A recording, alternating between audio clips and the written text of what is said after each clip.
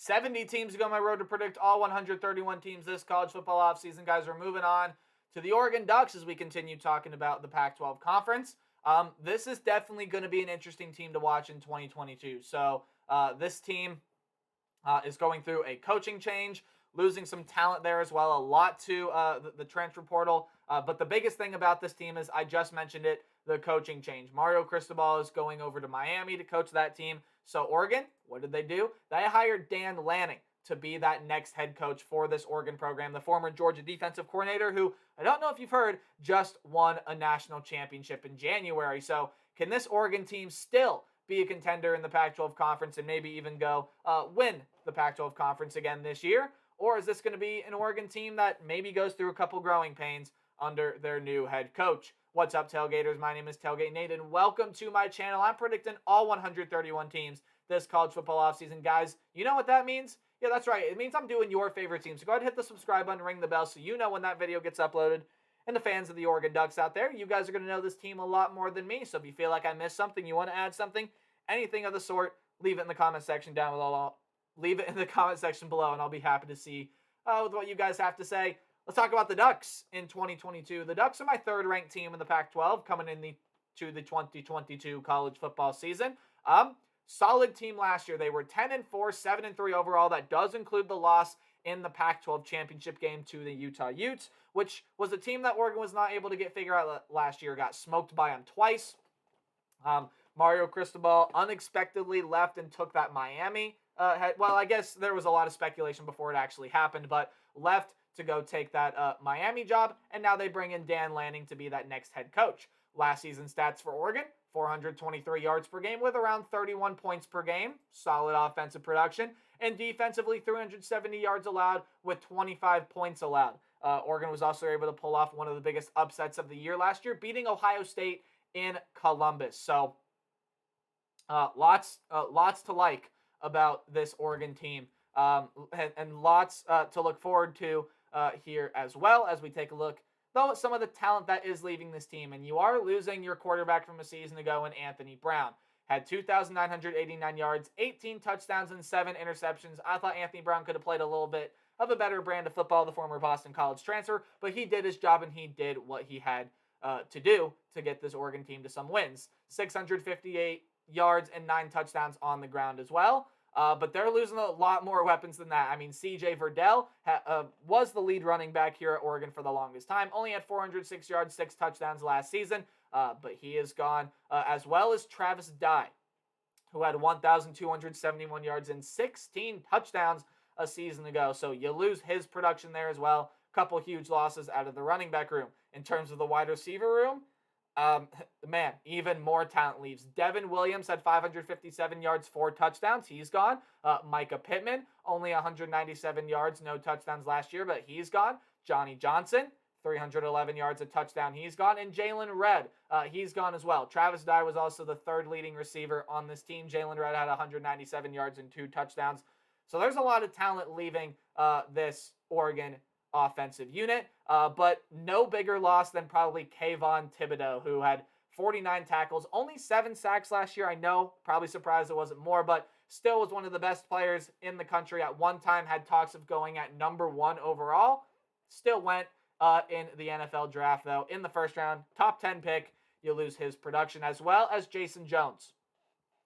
He has gone off this team as well. And then in the defensive back group, lots of talent leaving there. Verone McKinley, who had 6 interceptions for this team last year, along with 77 tackles. DJ James and Michael Wright gone as well. So those are 2, or I should say 3 of your top 5 tacklers from a season ago. 4 of your top 5 tacklers from a season ago, if you include Kayvon Thibodeau in there as well.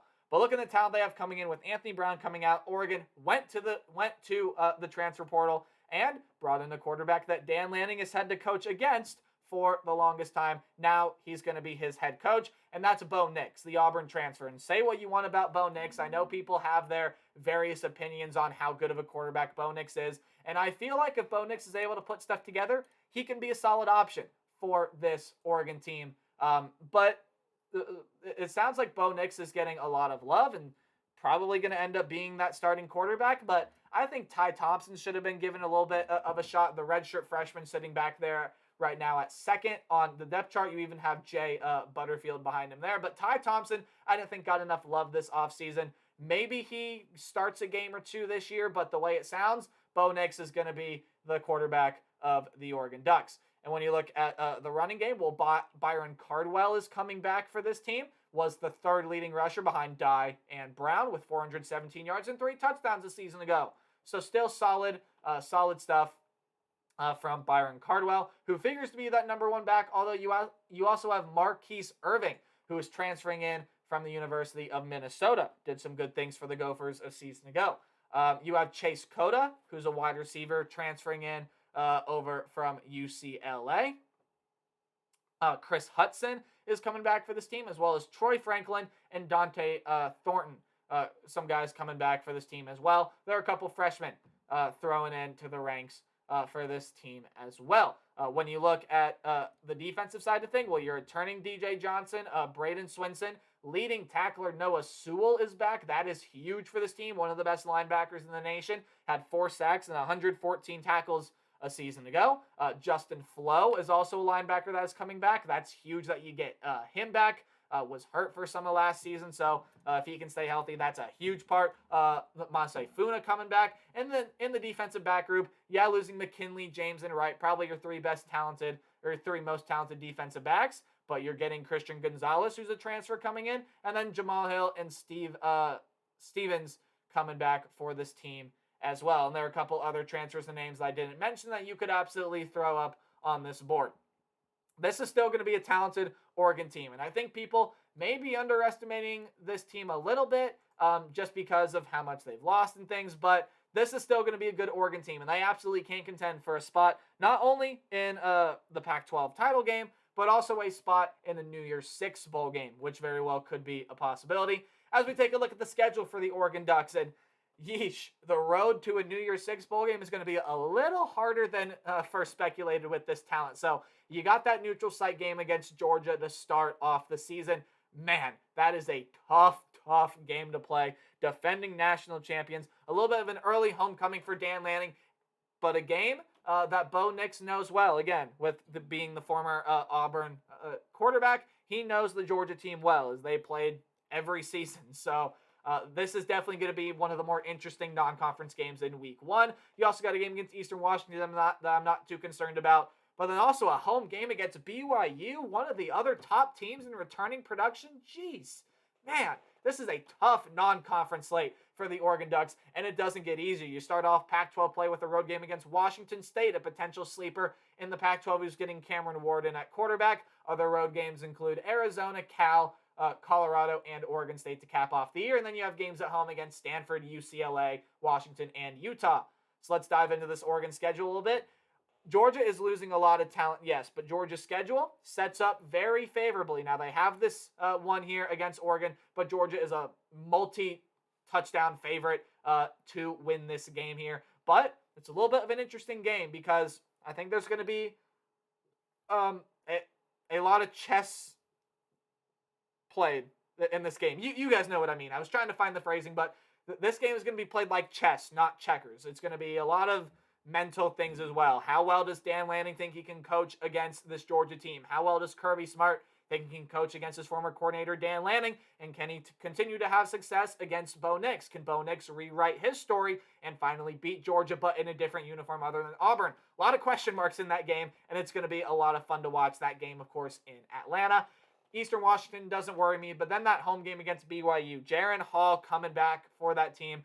Pretty much they have everyone coming back. The only big thing you have to replace is Tyler Algier at the running back position, which is going to be tough considering how good of a running back Algier was. But they pretty much have everyone else coming back on that BYU team and transfers coming in as well. That's going to be a fun game to watch there in week 3. And then getting in the conference play, things don't get easier for Oregon. Again, on the road against Washington State, a potential sleeper team, and a game Oregon State cannot sleep on, or a game Oregon cannot sleep on, even some games that they have at home, like that home game against Utah.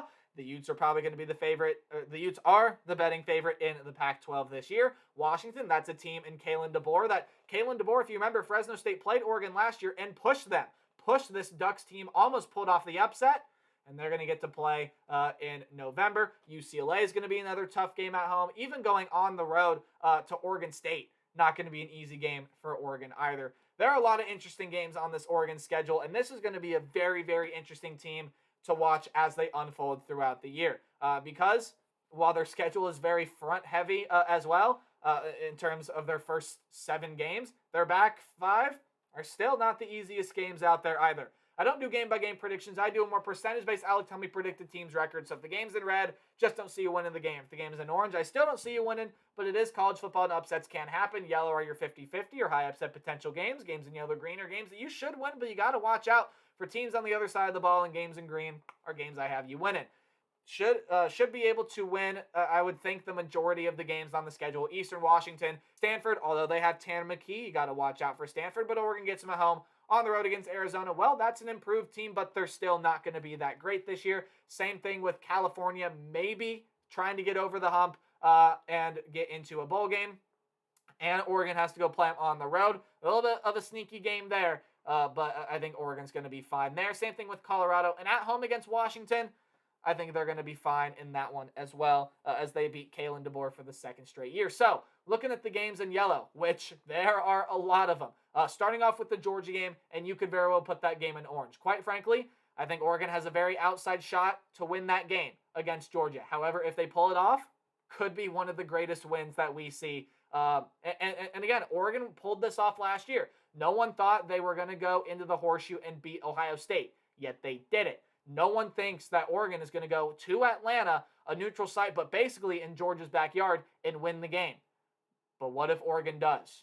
Again, for the record, I don't think they're going to, but it would be a big story if Oregon were to pull that upset off. You could put that game in orange if you wanted. I know Georgia's a multi-touchdown favorite.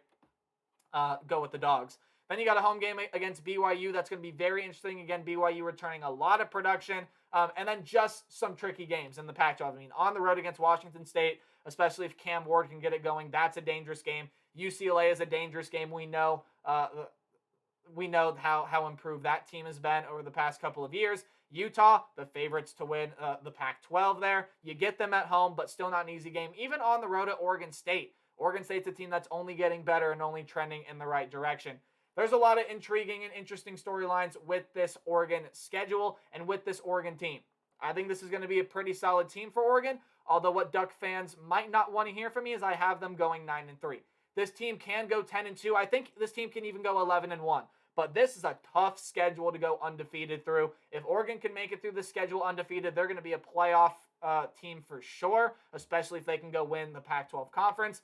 But I see them losing at least one game on this schedule, if not multiple games. I got the Oregon Ducks at 9-3 going into 2022. Dan Lanning, I think, is going to find it here as the head coach of the Oregon Ducks. Bo Nix may not prove to be that quarterback, but maybe Ty Thompson comes in here and gets some starts for this team. I think Oregon probably ends up losing that game to Georgia, splits BYU and Washington State. Maybe they win both of them, and then splits Utah and Oregon State there as well. I think that's kind of the season outlook for this Oregon team.